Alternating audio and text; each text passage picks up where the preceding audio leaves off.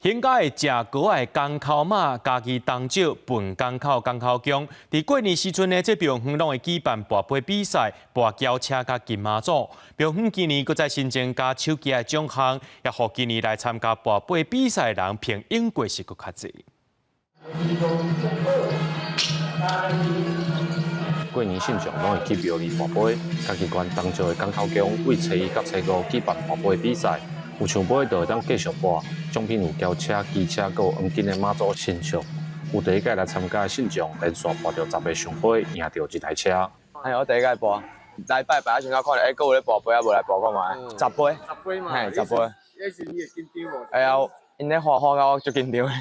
当少港口宫英国拢会举办跋杯比赛，为着鼓励少年朋友来参与，这届奖品搁增加即马试件的手机啊。 庙方讲，今年参加的民众有较侪，搁有跋黄金马祖身上的民众，连续跋到14个上杯，加做今年上悬的纪录。